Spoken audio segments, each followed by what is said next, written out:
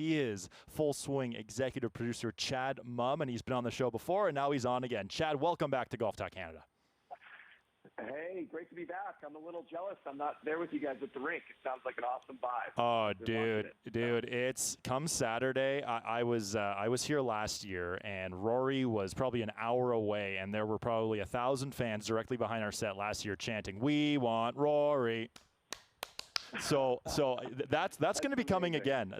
So that's going to be coming again. Now, for you, obviously, we saw the news that broke earlier this week. And for those viewers who maybe don't have Twitter or have been seeing Twitter, were the cameras rolling when that news was broken looking at players? Oh, boy.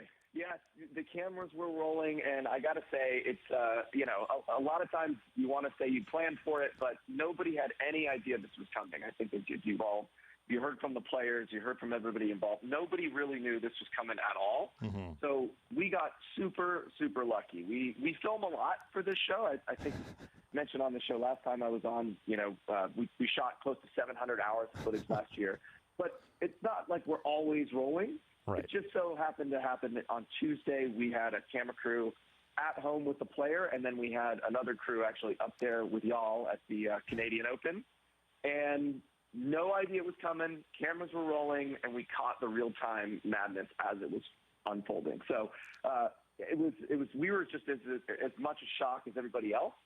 And again, if this had happened on Monday, we might not have got it. So sometimes you need a little bit of luck to get these things when you're doing these kinds of documentaries. But wow, I mean, Wednesday morning, dawn broke on a whole new day for professional golf, and who knows where things go from here. Yeah, it was wild, man, because our show was actually live on television when it all went down, and a clip has actually gone viral of me with my face, with my jaw dropping essentially to the bottom of the desk here, because I had no one had any idea this was coming. The shock was unbelievable, and I should tell you as well, when the meeting was going on Tuesday, I was actually standing beside your Netflix camera crew, and we were sort of looking at each other like, can you believe this is actually happening? And you guys, even last year, like when you pitched this idea years ago, season 1, you've got Live launching.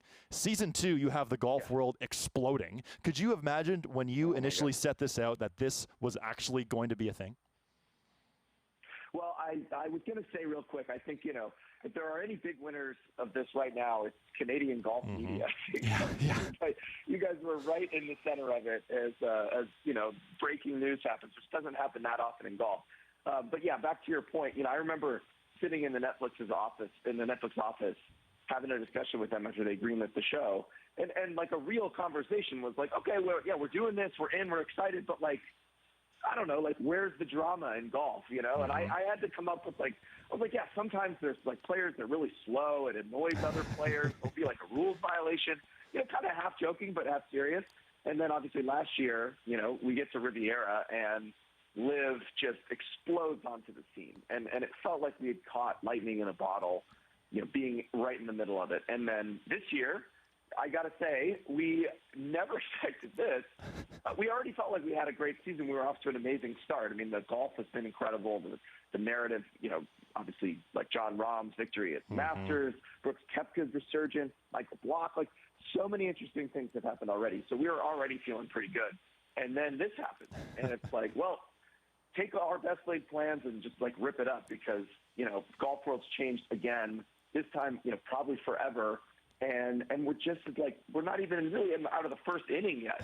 So, it's wild. You're pinching we're kind of all pinching ourselves right now, just thinking, where is this going to go? And again, we're focused on the players. So, we've always said, if it's important to the players, it's important to us.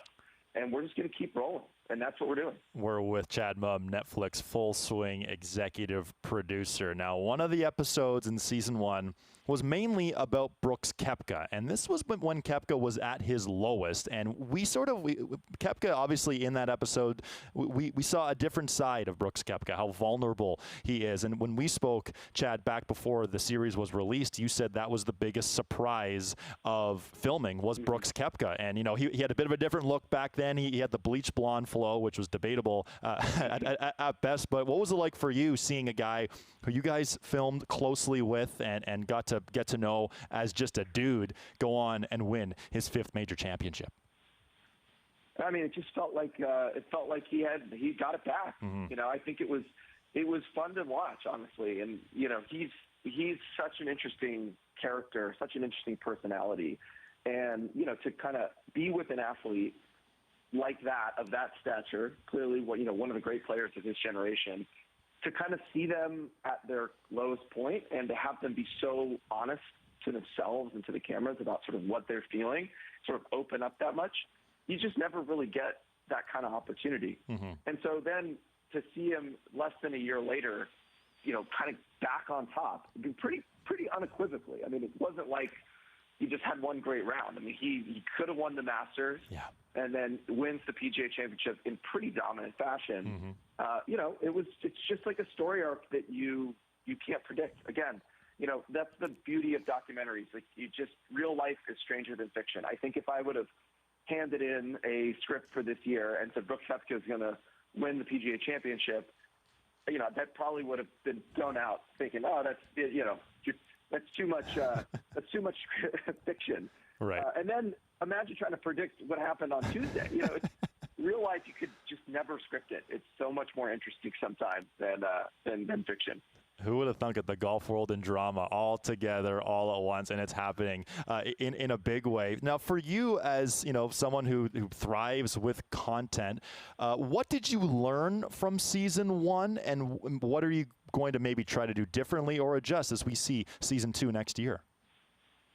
Well, I think any season 1, especially on a platform like Netflix, which has hundreds of millions of like viewers all over the globe, you've got to do a lot of groundwork to kind of explain the world. Mm-hmm. So, we know that a lot of golf fans were excited to watch the series, but, we're also making it for casual sports fans or just fans of interesting worlds and interesting characters. So we had to do a lot of groundwork to kind of explain golf and how pro golf works and the fact that there's 4 rounds. Mm-hmm.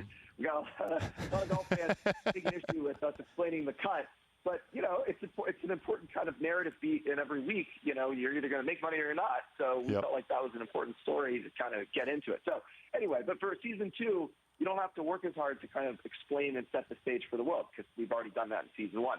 You also, we've met a lot of these characters that will be recurring in season 2. You've seen these players, so we don't have to spend as much time in backstory. You can just throw them into the action. You can just drop viewers, right where you left off. So we're excited about that, and certainly there's been no shortage of kind of on and off course drama this year, and that's the beauty of sports as well. You never can tell what's going to happen, whether it's the macro drama in the world of golf or literally what happens on the golf course. Sports just has a way of surprising you every time. That's why we love it. So we're just along for the ride, and again, like I said, our goal is to just be there and to be flies on the wall and capture things as it unfolds. And this year's already gone great. We're really excited about what we've got. And then obviously this week, just buckle up because it's been wild. Buckle up. It's going to be a bumpy ride. Chad, thanks so much for your time today. I can't wait to see how this all shakes down, how it all airs on Netflix early in 2024. Thanks for your time today, my man. And who knows, maybe we'll see you guys here next year at the RBC Canadian Open. All right. Thanks, guys.